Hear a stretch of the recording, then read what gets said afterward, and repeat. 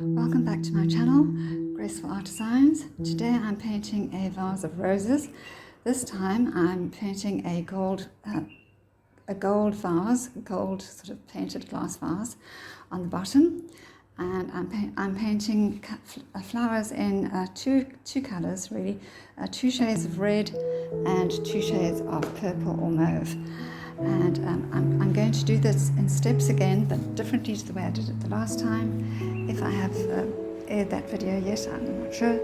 But this time I'm laying down I lay down strips of gold covered by a strip of copper, and then another strip of gold and little branches going off the side. So this time I hope there'll be more coverage of the gold and the copper. And then I will put the color down for the flowers, but we'll get to that. So this time I used the hairdryer on quite a high power, and I was able to spread the gold out down this way more, intentionally shaping the vase and getting this lovely lacy effect, and that's what I was looking for.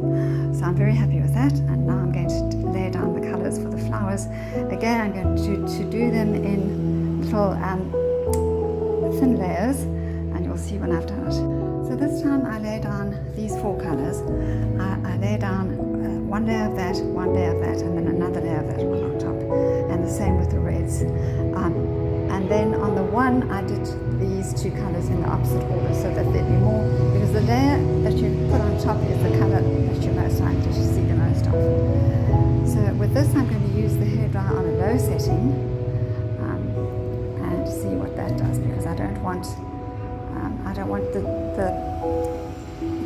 the paint to be as dispersed as the vase is. So I'll start with the center, and then I'll put the video off.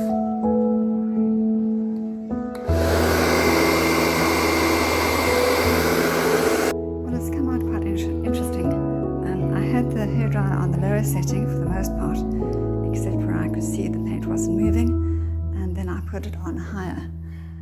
The colors have come out quite pale under the white, and a lot of big cells are forming, but probably from mixing with the gold. But the colors are not as dark as I had hoped. That didn't seem to get blown out. Maybe I need to just blow that a bit more in there. But that's okay, because it'll darken, and it's just the interesting, intricate design that I'm hoping to include or incorporate in the roses. And this time I'm not putting green down, because I think the green just really muddies up everything. Unless I did it with a straw like I did in my small paintings, but I don't think that's going to work on this painting. I left the paint to settle for a while, and when I came back I didn't like the way it was settling, so I blew out with my mouth to bring out some of the colors, the reds and the violets, and to bring them just a bit closer together, so that I could shape the flowers. So with intentional pouring, there's three things one can do. You can either just intentionally pour out the colors that you want where you want them, which I have done here. You can also shape the flowers or whatever it is that you want to shape, birds, trees, while the paint is still wet, which I'm going to do. And then you can do both. And then you can leave it to dry and finally intentionally paint away the part that you don't want to keep. So I'll be doing all of those in this painting, if possible, if it's if the paint allows, because each painting is different and I don't know what surprise there is in store for me. But I have a dry soft brush, and I'm going to use it to shape the roses, and I'm going to do very simple roses, not too complicated, so that I can actually keep most of the lovely blowout pattern. So like here where it's solid, I will use that to form the center of a rose. So this rose will have both red and mauve in it if I do that. But I do want one that is just mauve. So I'll first do this one here. So for some reason it's quite thick in the center there. And then it goes around. So these marks may move. I've given the paint quite a while to dry, and to settle, not to dry, but just to settle, because if it runs off the side there's no point in making the markings. And it seems to have settled. There's nothing really moving.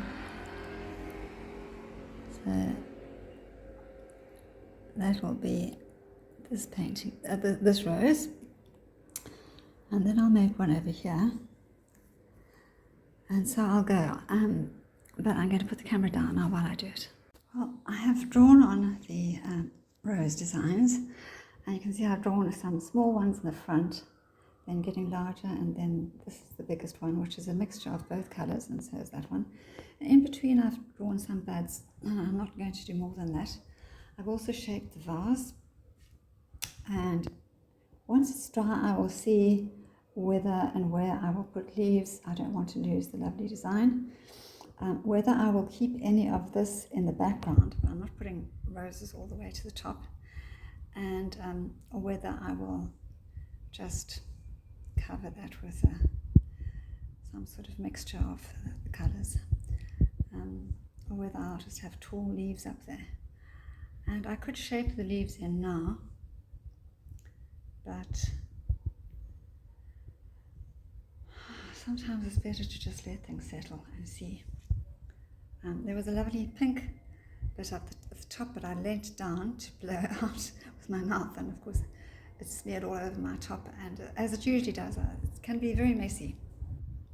So one has to be careful. I could have used a straw, but I seem to get better results just blowing directly with my mouth, so that's what I did.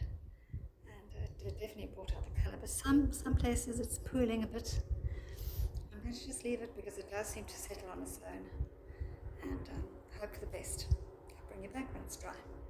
I decided to add a few leaves while I can, still quickly while it's wet, just in case, because I want to keep some of this design in the leaves, even if the outer part of the leaves are green. I can make the inner part, I can leave the inner part the colours of the blowout. I'll see how that looks. I mean, it might not look great, but I'll see. But it's a pity to waste this colour because if I don't use it for the leaves, I'm going to have to paint it away. So I'll make a nice big leaf there. Another one there.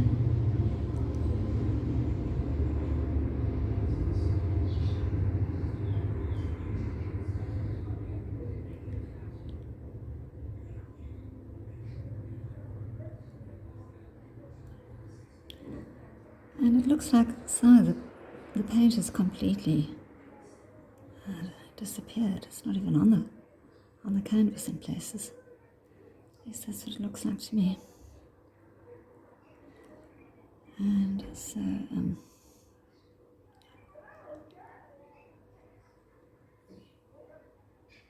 can only hope for the best. Hope it will dry nicely. Because I put so much paint on the canvas, I just can't believe that it's just disappeared. And I could put a few at the top. Like a little, see, this one's already disappeared.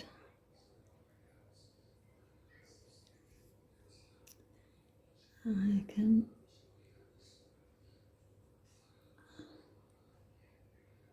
just do some light little ones like that.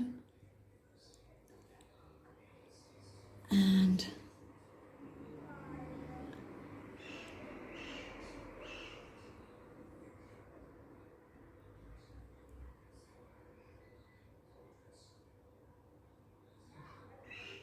I just have no idea what will remain and what will not. So that was a petal, that was a petal. I could put some leaves going through there. Those could be leaves, and then these will be little petals up here, little buds.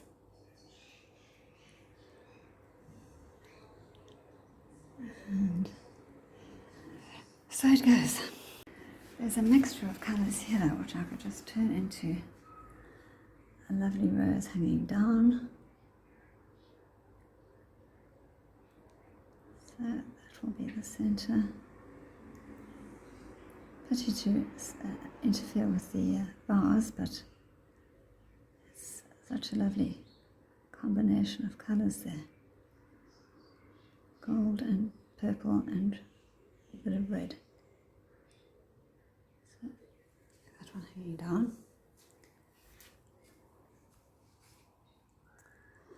And then make a leaf or two.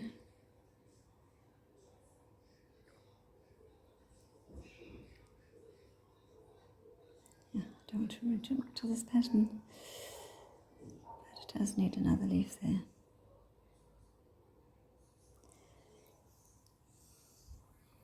And obviously mixed with the white mixed quite a bit, and some gold mixed as well, which gave the salve. And it's produced a very lovely lacy effect in the background, so I'm going to keep all of that, because in between it's almost like their little roses of their own have formed, and I don't want to lose that. So now what I've done is I've taken a little bit of the two reds and a little bit of white, and I'm going to just lay them down like that, without painting them, just laying them down in the outline, and see what effect that has, so that I can save everything that's inside and not go over it. I mean, I could just go like that, but that would just be too obvious. So this way there'll be a little bit of each color in each brush stroke. And it will be brighter than what's inside, but not horribly bright. And I'm using a very tiny brush here, a 2, so as not to go out of these lines. So I'll carry on and I'll bring you back when I have more to show. I found that mixing the colors with white didn't really work, it just wasn't showing up. So I just used a combination of 2 colors. Sometimes I mix those 2, sometimes I mix those 2. Sometimes I mix those 2, depending on whatever was closest. I think I can do a bit more there. So now I'm going to do the leaves, and my dilemma was, should I use green or should I use gold? And I've decided to use gold because I just don't think that the green will fit in with this. Having said that, although this is deep gold, it's again not showing up very deep as I painted on. So I may just have to paint it more than once. And if I see that it still doesn't look like anything, then I might come over it with a light green.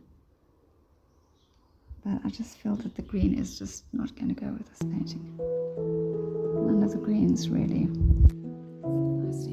mean, they might, but I just don't feel it. So that's what I'm going to do. And I'll bring you back when I have done more. So that's the result so far, and the gold is showing up, not as brightly as I would like, so I'm going to do another layer. It's already dried, it's dried so quickly. And the blue, you know, the little buds, I haven't put anything inside them because there is colour there, and it's a pity to just cover it over. But at the same time, I don't know, they look a bit odd like that. Maybe I'll just put a little gold inside them. See what that does. Or like there, I mixed a bit of gold with the colour, which looked very nice. So I'll carry on like this and see. I mean, there, that looks quite bright, but it could look much better than that. So I'll do another layer. And my original plan of not painting like that, but rather painting sideways, didn't last for very long because it just didn't seem to. That's the end of this painting. I like the way it's turned out. I love these colours. I love the gold. I'm glad I didn't use green. It might have looked charming, but I'm quite happy with it in the gold. Sometimes there's just a place for metallics, and I think this was one of them, especially with the gold painted glass vase, which has these lovely gold cells in it. So I put little gold handles on the end as well. And yeah, I like the background. Unlike some of the other paintings where I painted away the background, this one the background is soft enough to stay and not to obscure the design of the roses. So thank you for watching. It's been a short video, and but I managed to do everything that I needed to do. So please like and comment and let me know what you think. Bye for now.